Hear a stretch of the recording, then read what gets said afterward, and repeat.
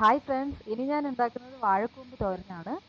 വാഴക്കൂമ്പെന്ന് മാത്രമല്ല, വാഴച്ചുണ്ടെന്നും കുടപ്പനെന്നും ഒക്കെ നമ്മൾ പറയുന്ന വാഴക്കൂമ്പ് കൊണ്ടുള്ള തോരനാണ്. ഇത് നല്ലൊരു മെഡിസിൻ കൂടിയാണ്. എല്ലാവരും വീട്ടിൽ ട്രൈ ചെയ്ത് നോക്കുക. ഇനി നമുക്ക് എങ്ങനെ ഉണ്ടാക്കാം നോക്കാം.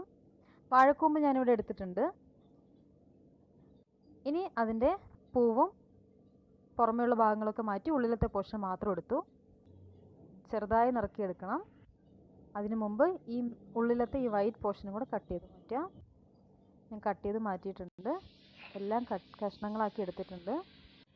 ഒരു പാൻ വെച്ച് ചൂടാവുമ്പോൾ അതിലേക്ക് കടുക്, മുളക്, കറിവേപ്പില ചേർത്തതിന് ശേഷം നമ്മുടെ വാഴക്കൂമ്പ് ആഡ് ചെയ്ത് കൊടുക്കാം. 2 മിനിറ്റ് കഴിയുമ്പോൾ അതിൻ്റെ കളർ ചേഞ്ചായി തുടങ്ങും.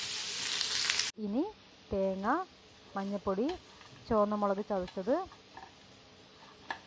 ജീരകം, കുരുമുളക് പൊടി, കറിവേപ്പില, ഉള്ളി ഇത്രയും കൈകൊണ്ട് നന്നായിട്ട് കൈകൊണ്ട് തന്നെ മിക്സ് ചെയ്ത് കുഴച്ച് ഇതിലേക്ക് ചേർത്ത് കൊടുക്കുക.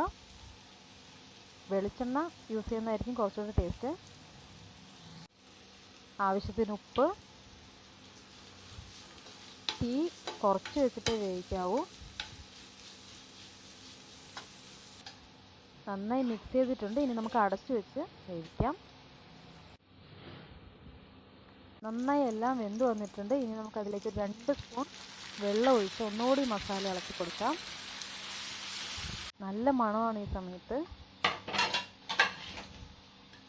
നമ്മുടെ വാഴക്കൂമ്പ് തോരനോടെ റെഡി ആയിട്ടുണ്ട്. വീണ്ടും ഞാൻ 2 മിനിറ്റ് അടച്ചു വെച്ച് വേവിച്ചു.